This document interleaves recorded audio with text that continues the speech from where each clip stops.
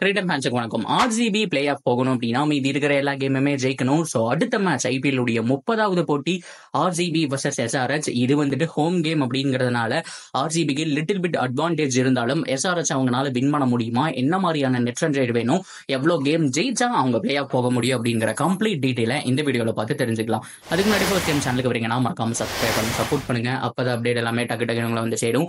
சரி வாங்க வீடியோக்குள்ள போகலாம். ஸோ ஃபர்ஸ்ட் ஆஃப் ஆல் ஆர்சிபியை பொறுத்த வரைக்கும் திணறிட்டு இருக்காங்க. ஸோ இதுக்கு முன்னாடி இதே பொசிஷன்ல இருந்து ஃபைனல் வரைக்கும் போயிருக்காங்கன்னு சொன்னா நம்புவீங்களா? 2016 ஆர்சிபி இதை பண்ணியிருக்காங்க. அங்கிருந்த ஆர்சிபி வந்துட்டு இதே மாதிரி தான் மொக்கையான ஒரு பவுலிங் யூனிட்.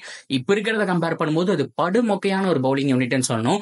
அந்த பவுலிங் யூனிட்டை வச்சுட்டு முதல் 7 கேம்ல வெறும் 2 மேட்ச் வின் பண்ணியிருந்தாங்க. 6 கேம்ல 1 வெற்றி அப்படிங்கிற மாதிரி இருந்தது, 7 கேம்ல 2 வெற்றி அப்படிங்கிற மாதிரி இருந்தது. ஸோ இதே விராட் கோலி அங்கேயும் ஆரஞ்சு கேப் ஹோல்டரா இருந்தாரு. ஸோ இப்படிப்பட்ட ஆர்சிபினால மேக்ஸிமம் மேட்சஸ் வின் பண்ண முடியல ஃபர்ஸ்ட் ஹாஃப்ல.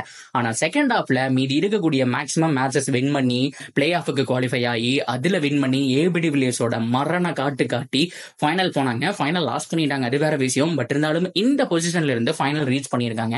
ஸோ ஆர்சிபிக்கு அது கண்டிப்பா ஒரு மிகப்பெரிய ஹோப்பா இருக்கும். நான் அதை பத்தி கம்ப்ளீட் வீடியோ போட்டிருக்கேன். சப்போஸ் மிஸ் பண்ணியிருந்தீங்க அப்படின்னா ஸ்கிரீன்ல பாக்குறீங்க இல்லையா, இந்த தம்ப்நெயில் தான், அந்த வீடியோ போய் செக் பண்ணி பாருங்க.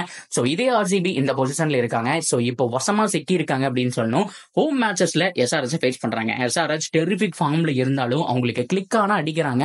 இனிஷியல் விக்கெட்ஸ் போயிடுச்சு அப்படின்னா கொஞ்சம் கஷ்டப்படுறாங்க. இது நல்லாவே தெரியுது. ஸோ ஆர்சிபியோட பிளானா என்னவா இருக்கும்? ஸோ ஆர்சிபி வந்துட்டு எப்படி எஸ்ஆர்எச் ஃபேஸ் பண்ண போறாங்க அப்படின்னு நீங்க கேட்டீங்கன்னா, ஸோ சேசிங் தான் என்னை பொறுத்த வரைக்கும் பெஸ்ட் ஆப்ஷன் அப்படின்னு நான் சொல்லுவேன். ஸோ கண்டிப்பா டாஸ் வின் பண்ணா ஃபேப் டூ பிளஸ் சேசிங் தான் போவாரு. இவங்களுடைய பேட்டிங் யூனிட்டுக்கு சேசிங் தான் பெஸ்ட். ஏன்னா பவுலிங்கை பொறுத்த வரைக்கும் 200 கொடுக்கக்கூடிய ஒரு வலிமை இருக்கு. ஆனா பேட்டிங்கை பொறுத்த வரைக்கும் அதே 200 திருப்பி அடிக்கக்கூடிய வலிமை இருக்கு. பிகாஸ் மேக்ஸ்வெல் இல்லாதனால இன்னும் மச் அட்வான்டேஜ் அப்படின்னு தான் சொல்வேன். ஏன்னா நீங்க ஃபேப் டூ பிளஸ், விராட் கோலி, ரஜத் பட்டிதர், லோம்ரோர், அதுக்கப்புறம் கேமரூன் கிரீன், வில் ஜாக்ஸ் இவங்க எல்லாருமே ஆடுவாங்க. தினேஷ் கார்த்திகே நம்பர் 7ல தாங்க வராரு. நல்ல ஒரு டெரிஃபிக்கான ஒரு பேட்டிங் யூனிட் இருக்கு. அது போக இம்பாக்ட் பிளேயரா அனுஜ் ராவத், இன்னும் ஏகப்பட்ட யங்ஸ்டர்ஸ் இருக்காங்க, உள்ள கொண்டு வரலாம். ஸோ மயங்க் தகர் எடுத்தா அவரும் ஓரளவுக்கு டீசெண்டா பேட்டிங் ஆடுவாரு. ஸோ செம்மையான ஒரு யூனிட்டா தான் இருக்கு. ஸோ சேசிங் என்னை பொறுத்த வரைக்கும் பெஸ்ட். ஆனா 100% டாஸை பொறுத்து தானே கிடைக்கும், தானா சேசிங் கிடைச்சிருமான்னு கேட்டா ஸோ அந்த சமயத்துல ஓரளவுக்கு ஃபர்ஸ்ட் அவங்களுக்கு பேட்டிங் மாட்டினாலும் ஒரு 200க்கு மேல கம்பல்சரி போடுறதுக்கான டோட்டல் நீங்க பார்க்கணும். 200 ரன் அடிச்சுட்டு ஸோ முதல் 4 ஓவர் ரொம்ப ரொம்ப குரூசியல். அந்த பவர் பிளேல அவங்க பண்ற மிஸ்டேக் அதுதான். சிராஜ் அது மட்டும் இல்லாம அவங்களுடைய பெஸ்ட் பவுலர் நீங்க ஃபெர்குசனை எடுத்தாகணும். அந்த ஃபெர்குசனுக்கும் சிராஜுக்கும் பேக் டு பேக் பார்த்தோம் அப்படின்னா ஃபர்ஸ்ட் 4 ஓவர் முடிச்சிடணும். அதுக்கப்புறம் பவர் பிளேலேயே 2 ஸ்பின் ஓவர்ஸை வந்துட்டு கம்ப்ளீட் பண்ணிடணும். இந்த மாதிரியான டெக்னிக் தான் யூஸ் பண்ணணும். அப்பதான் நீங்க ஓவர்ஸ் ரொட்டேட் பண்ண, பவுலர்ஸ் மாற left and right and combination உடைய ஸோ விக்கெட் எடுக்கிறதுக்கு ரொம்ப ரொம்ப குரூசியலா இருக்கும். அண்ட் ஹென்ரி கிளாசன் அவருக்கு வந்துட்டு பயங்கரமான பிளான் வச்சிருப்பாங்க. பிகாஸ் அவர் அடிக்கிறது ஃபுல்லாமே இந்த வைட் ஆங்கிள் 6 தான். மேக்ஸிமம் பாத்தீங்க அப்படின்னா 90% 6 அப்படிங்கிறது ஸ்ட்ரைட்ல தான் தூக்கி அடிக்கிறாரு. அதாவது லாங் ஆன் லாங் ஆஃப், கிட்டத்தட்ட சிவம் தூபே ஆடுற மாதிரி தான் இருக்கு.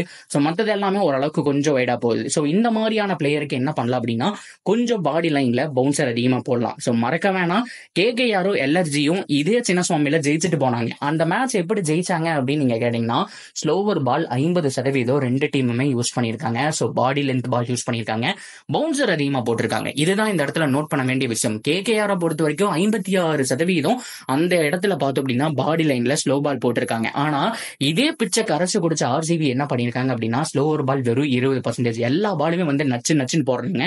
அதனாலேயே பார்த்தோம் அப்படின்னா சின்னசுவாமியில பட்ட உடனே 4-6 அப்படிங்கிற மாதிரி தெரியுது. ஸோ கம்பல்சரி ஸ்லோ பவுலிங் ரொம்ப ரொம்ப முக்கியம். ரீஸ்டாப்ல எடுத்தாலும் கொஞ்சம் யூஸ்ஃபுல்லா இருக்கும். ஃபெர்குசனே எடுத்தாலும் நீங்க பவர் பிளே தவிர மற்ற எல்லா இடத்துலயும் பார்த்தோம் அப்படின்னா அந்த ஸ்லோ பால்ஸ் வந்துட்டு நிறைய யூஸ் பண்ணும், நக்கிள் பால்ஸ் யூஸ் பண்ணும். சிராஜ் அவர் கையில தாங்க இருக்கு. ஸோ அவர் வந்துட்டு இனிஷியல் 2 விக்கெட் எடுத்தாரு அப்படிங்கிற பட்சத்துல ஸோ கண்டிப்பா மேட்ச் ஓவர் அப்படிங்கிறத மாற்றமே கிடையாது. எப்போவா சிராஜ் பவர் பிளேல 2 விக்கெட் எடுத்திருக்காங்களோ ஆர்சிபியோட வின்னிங் பர்சன்டேஜ் 85 பக்கம் இருக்கு. ஸோ அதே மாதிரி எப்போவெல்லாம் 40 ரன் கீழே பவர் பிளேல கொடுத்திருக்காங்களோ ஆர்சிபியோட வின்னிங் பர்சன்டேஜ் 90% மேல இருக்கு. ஆர்சிபியோட மிகப்பெரிய மைனஸே இந்த ஒரு பவர் பிளேல 9.8 எக்கானமி வச்சிருக்காங்க. ஆல்மோஸ்ட் ஒரு ஓவருக்கு 10 ரன் கொடுக்குறாங்க அப்படின்னு தான் சொல்லணும். 6 ஓவர்ல 60 ரன் கொடுக்குறாங்க. ஸோ ராயல் சேலஞ்சர்ஸ் பெங்களூர் தான் நம்பர் 1 அப்படிங்கிற மோசமான ரெக்கார்டை வச்சிருக்காங்க. ஸோ இந்த மேட்ச்லையும் பார்த்தோம் அப்படின்னா பவர்ஃபுல்லான பேட்டிங் யூனிட் இருக்கு. ஸோ அதனால இந்த அபிஷேக் சர்மா ஏகப்பட்ட பேர் வந்துட்டு வரலாம் போகலாம். ஸோ உங்களை பொறுத்த வரைக்கும் நீட்டா முதல் 2 விக்கெட் அப்படிங்கிறத எடுக்க பார்க்கணும். ஸோ அதுக்கப்புறம் இந்த கேமை ஸ்லோ டவுன் பண்ண பார்க்கணும். ஸோ அதுக்கு இந்த slow bouncer, slow yorker, so இந்த மாதிரி வைட் யாக்கர் இது எல்லாமே ரொம்ப யூஸ்ஃபுல்லா இருக்கு. சின்னசுவாமி கிரவுண்டோட ஸ்டாட்டிக்ஸ் தான் இது எல்லாமே. ஸோ இது எல்லாமே அவங்களும் கரைச்சு குடிச்சிருப்பாங்க. ஆனா கடந்த 2 மேட்சை யூஸ் பண்ணல. இந்த மேட்ச் அதை யூட்டிலைஸ் பண்ணி கண்டிப்பா இந்த ஒரு வெற்றியை சீல் பண்றாங்களா அப்படிங்கறத வெயிட் பண்ணி பார்க்கணும். ஸோ இருந்தாலும் எஸ்ஆர்எச் உடைய பவுலிங் யூனிட் ஆர்சிபியோட நல்லா இருக்கு. ஸோ தரமான பவுலர்ஸை வச்சிருக்காங்க. ஸோ என்ன பொறுத்த வரைக்கும் எஸ்ஆர்ஹெச்சுக்கு 53% ஆர்சிபிக்கு 47% பர்சன்டேஜ் வைஸா சொல்றேன். ஆனா ஆர்சிபி ஜெயிக்கணும் அப்படின்னா இந்த ஒரு கரெக்டா சிராஜ் மட்டும் விக்கெட் எடுத்து கொடுத்துட்டாரு. ஸோ இனிஷியல் பவர் பிளேல ஒரு விக்கெட் எடுத்து கொடுத்துட்டாரு. மற்ற ஒரு பவுலர் வந்துட்டு சப்போர்ட்டுக்கு ஒரு விக்கெட் எடுக்கிறாங்க அப்படிங்கிற பட்சத்தில் 100% சான்ஸ் இருக்கு. ஸோ ஹோப்ஃபுல்லி இந்த மேட்சை வின் பண்ணி பவுன்ஸ் பேக் கொடுக்குறாங்களா அப்படிங்கறத பார்க்கலாம். ஸோ நீங்க என்ன நினைக்கிறீங்க? ஆர்சிபி குவாலிஃபை ஆகுமா ஆகாதா? உங்களுடைய கருத்து என்ன அப்படிங்கறத சொல்லுங்க. எஸ்ஆர்ஹெச் ஜெயிக்குமா ஜெயிக்காதா அப்படிங்கிறதையும் சொல்லுங்க. அண்ட் தொடர்ந்து அப்டேட்டுக்கு நம்ம சேனலோட இணைஞ்சிருங்க. மறக்காம சப்ஸ்கிரைப் பண்ணி சப்போர்ட் பண்ணுங்க.